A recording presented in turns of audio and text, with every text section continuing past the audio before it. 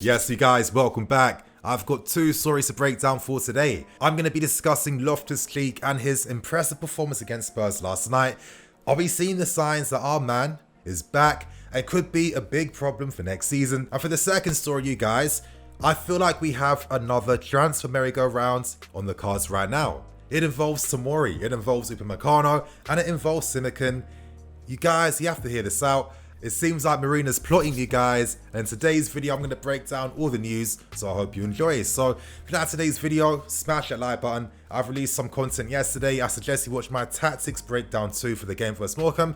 And without wasting any more time, we start with the first story today, and it's time to speak about Tomori and his potential loan move to AC Milan. Now, news came out earlier today suggesting that the club are open and willing to let Tomori leave on loan this window. So this is big news because Tomori has been open to leaving the club on a permanent.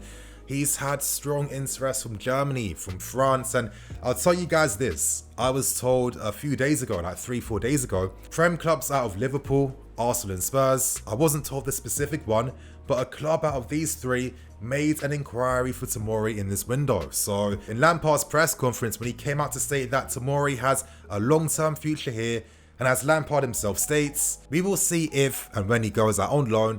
I took him on loan to Derby and he was one of the best players in the championship. There is a long-term plan for Fikayo in my head, and if he goes out on loan, it will be to enhance his personal development and come back as a better player. Now, why is Lampard saying this?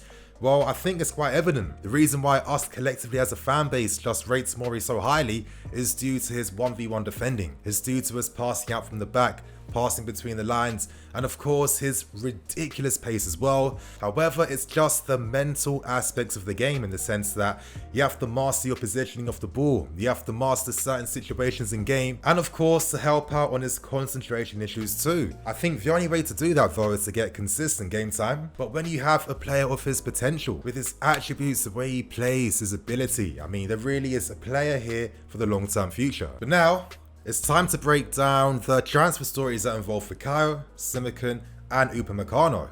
Let's start with AC Milan. Now, it does seem like Milan are focusing their interest on Tomori more than Simakan. Now, news came out suggesting that the reason why Milan are doing this is because Simakan is currently out with an injury. However, his agent came out in the past 24 to 48 hours denying that news, saying that of course he needs to get a small procedure. However, it's not that serious that it would stop him leaving in this January window. Now, when it comes to Simakan, he has strong, major interest from RB Leipzig, and for very good reason. Because at Leipzig, without a doubt, they know that upamecano is destined to leave. The minute he signed that contract last season with that release clause set at 42 million euros, that was it, he was gone. So consider the fact that Leipzig most likely are going to try to sign Simakan to act as a replacement for upamecano. Now, here's how I see things working. We allow Tomori to leave on loan to sign for AC Milan on a, mid to long-term loan deal, which means that Leipzig have no competition when it comes to signing Simakan to act as their replacement for upamecano.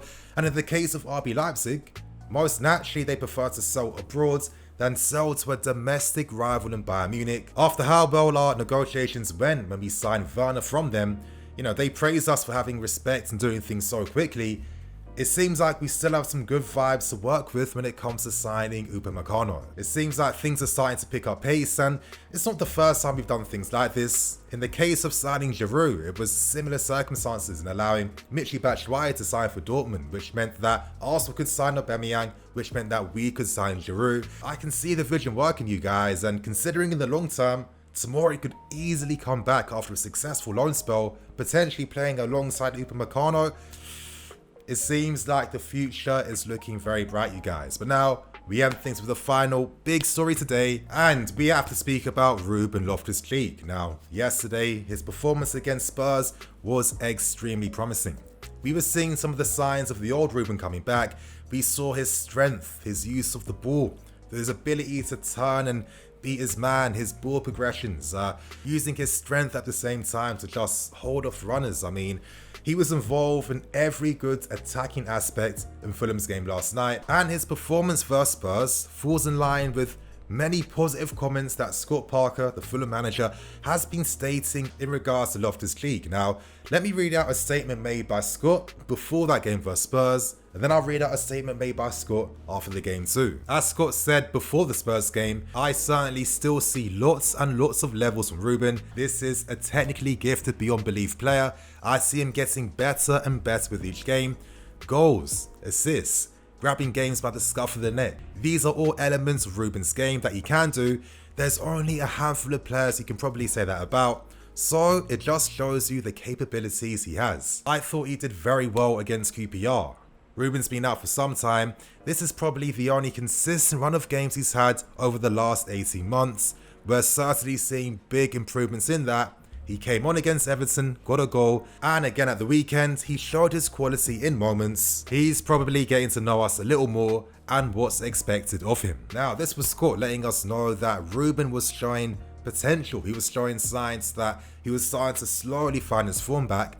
And now, let's hear Scott's comments from after the game. I thought he was exceptional last night, top. He's a player we all understand has quality. He has not played a lot of football, but over the last few weeks, we're seeing every bit of the top player he is. We're pleased to have him. Now, the statements that Scott's making explains exactly the reason why we allowed Ruben to leave in the first place to sign on loan for Fulham, and that was to find his form again. With the manner in which Ruben picked up that injury, which was a lot more severe than Hudson-Odoi's, it meant that it was going to take him even more time to get back and find his form. Once Ruben could return, we saw Lampard introducing him back to the team, giving him minutes and playing him in less defensively responsible areas down the left-hand side because Ruben needs that game time to get back to full speeds. However, the reality is, when you have such a competitive squad that has players that are ready to perform straight away and play, compared to a player in Ruben that needs at least a few months of game time, most likely consistent game time to get back to his previous levels, it just can't really work. I think if we kept him with us, it would take him a lot longer to get back to his original levels, and even though his game versus Spurs was really promising, we know that Ruben can do even more. And that's why the club have had so much faith in him. That's why he signed a new contract worth 150k per week. You're not paying that type of money to a player that you don't think can get back to levels and provide something useful for the club. I think what's really exciting is the possibility next season that if Ruben continues to improve and get back to his full speed, once he trusts his body even more and starts to get that same muscle memory back, next season, Lampard's got issues. And I think for us and in the long term, this could be good for us because ideally, and again, my idea is based on seeing Liverpool this season. Ideally, you want players in your squad that complement how you play. Now, I mentioned Liverpool because with Liverpool, since they had some serious injuries to first team players, their momentum never went. They kept that same consistency, and the main reason behind that was because they have players in their squad that suit how they play, meaning that if an injury happens to a first team player, the backup player can come in, meaning the Liverpool tactics can maintain that same quality. And I think for us next season, as I've been seeing this season, once we have certain injuries to some players in some positions, I feel the backup we have just doesn't necessarily complement the way we're trying to play. So to have Ruben competing with Mason and Kai for that box-to-box role, I think works extremely well. I'm happy he's getting back there, and these are reasons why I forever have a long-term perspective, because eventually in the end you always get proven wrong. But you guys, on that note, I'm gonna wrap things up, keep things moving. I'm Nini FC, this is Blue Lions TV. I'll catch you guys later with some more videos.